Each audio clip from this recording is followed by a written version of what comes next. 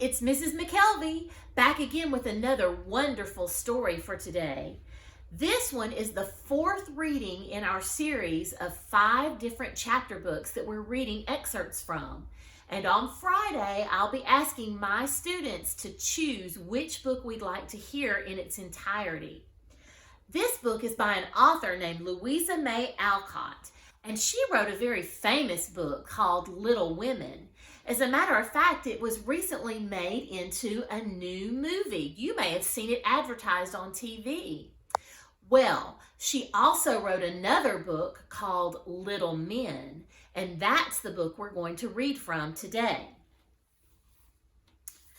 In the room on the left, a long supper table was seen, set forth with great pitchers of new milk, piles of brown and white bread, and perfect stacks of the shiny gingerbread, so dear to boyish hearts.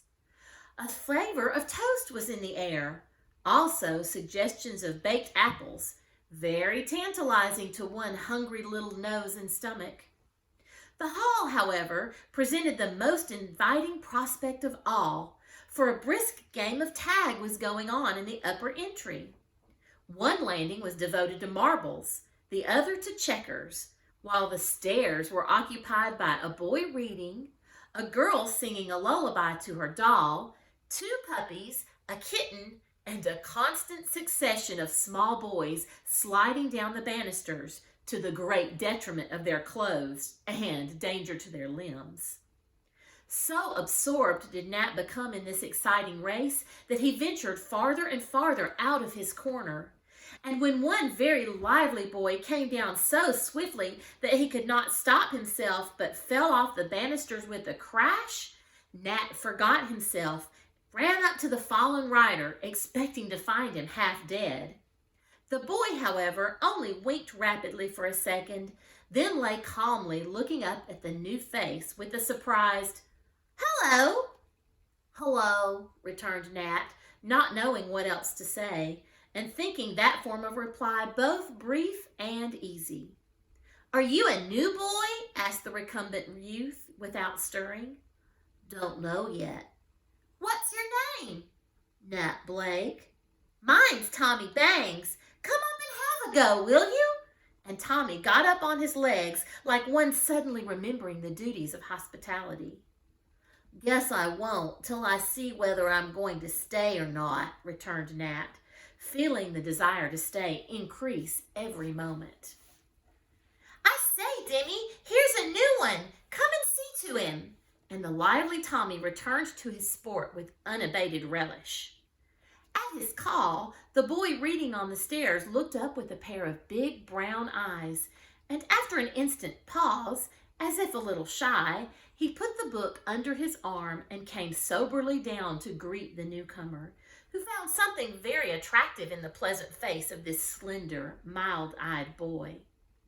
"Have you seen Aunt Jo?" he asked, as if that was some sort of important ceremony. "I haven't seen anybody yet but you boys. I'm waiting," answered Nat. "Did Uncle Laurie send you?" proceeded Demi, politely but gravely. "Mr. Lawrence did." "He is Uncle Laurie, and he always sends nice boys." Nat looked gratified at the remark and smiled in a way that made his thin face very pleasant. He did not know what to say next, so the two stood staring at one another in friendly silence till the little girl came up with her doll in her arms. She was very like Demi, only not so tall, and had a rounder, rosier face and blue eyes. "This is my sister Daisy," announced Demi, as if presenting a rare and precious creature. The children nodded to one another, and the little girl's face dimpled with pleasure. She said affably, "I hope you'll stay. We have such good times here, don't we, Demi?" "Of course we do. That's what Aunt Jo has Plumfield for." "It seems a very nice place indeed," observed Nat, feeling that he must respond to these amiable young persons. "It's the nicest place in the world, isn't it, Demi?" said Daisy, who evidently regarded her brother as an authority on all subjects.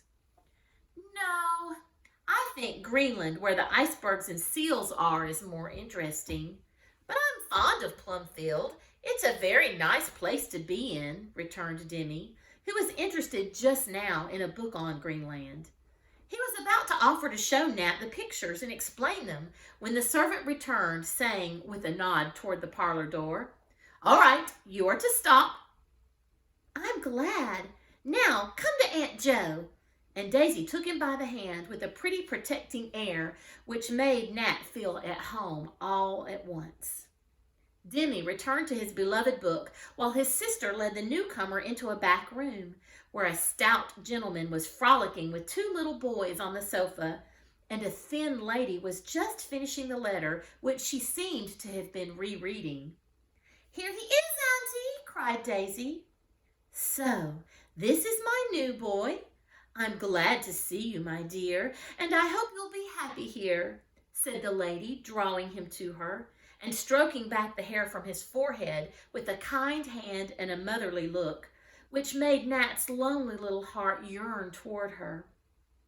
She was not at all handsome, but she had a merry sort of face that never seemed to have forgotten a certain childish way and look, any more than her voice and manner had. And these things, hard to describe, but very plain to see and feel, made her a genial, comfortable type of person, easy to get on with, and generally jolly, as boys would say. She saw the little tremble of Nat's lips as she smoothed his hair, and her keen eyes grew softer. But she only drew the shabby figure nearer and said, laughing, "I am Mother Bear. That gentleman is Father Bear, and these two are the little bears. Come here, boys, and see Nat." The three wrestlers obeyed at once, and the stout man, with a chubby child on each shoulder, came up to welcome the new boy. Rob and Teddy merely grinned at him, but Mr. Bear shook hands, and pointing to a low chair near the fire, said in a cordial voice, "There is a place all ready for thee, my son. Sit down and dry thy wet feet at once." "Wet? So they are. My dear, off with your shoes this minute, and I'll have some dry things ready for you in a jiffy," cried Mrs. Bear, bustling about so energetically that Nat found himself in the cozy little chair with dry socks and warm slippers on his face before he would have had time to say Jack Robinson if he had wanted to try. He said, "Thank you, ma'am," instead, and said it so gratefully that Mrs. Bear's eyes grew soft again, and she said something merry because she felt so tender, which was a way she had. "These are Tommy Bang's slippers, but he will never remember to put them on in the house, so he shall not have them. They are too big, but that's all the better. You can't run away from us if they fitted." "I don't want to run away, ma'am." And Nat spread his grimy little hands before the comfortable blaze with a long sigh of satisfaction. "That's good. Now I'm going to toast you well and try to get rid of that ugly cough. How long have you had it for, dear?" asked Mrs. Bear as she rummaged in her big basket for a strip of flannel. "All winter. I got cold and it wouldn't get better somehow." "No wonder, living in that damp cellar with hardly a rag to his poor dear back," said Mrs. Bear in a low tone to her husband, who was looking at the boy with a skillful pair of eyes that marked the thin temples and feverish lips, as well as the hoarse voice and frequent fits of coughing that shook the bent shoulders under the patched jacket. "Robin, my man, trot up to the nursery and tell her to give her the cough bottle and the liniment," said Mr. Bear, after his eyes had exchanged telegrams with his wife's. Nat looked a little anxious at the preparations, but forgot his fears in a hearty laugh when Mrs. Bear whispered to him with a droll look, "Hear my rogue Teddy trying to cough? The syrup I'm giving you has honey in it, and he wants some." Little Ted was red in the face with his exertions by the time the bottle came, and he was allowed to suck on the spoon after Nat had manfully taken a dose, and had the bit of flannel put about his throat. These first steps towards a cure were hardly completed when a great bell rang and a loud tramping through the hall announced supper. Bashful Nat quaked at the thought of meeting many strange boys, but Mrs. Bear held out her hand to him, and Rob said patronizingly, "Don't be afraid, I'll take care of you." 12 boys, 6 on a side, stood behind their chairs, prancing with impatience to begin, while the tall flute-playing youth was trying to curb their ardor. But no one sat down till Mrs. Bear was in her place behind the teapot, with Teddy on her left and Nat on her right.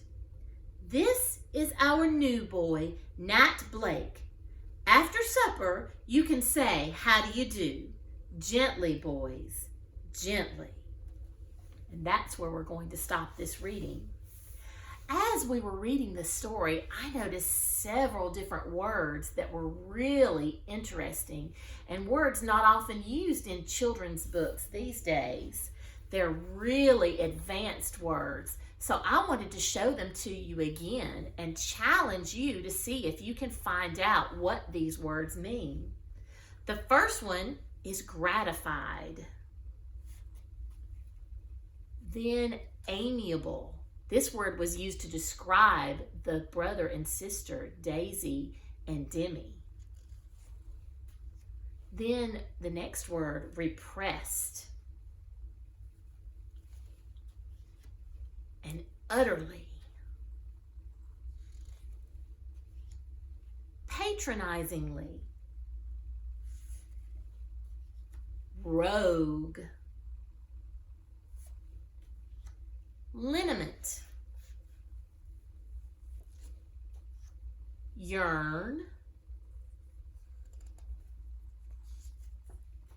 Stout.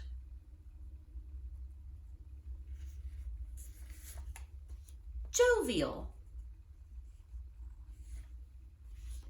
Prim. Gravely.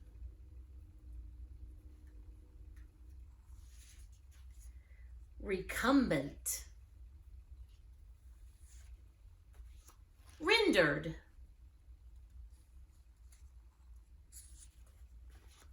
Ventured.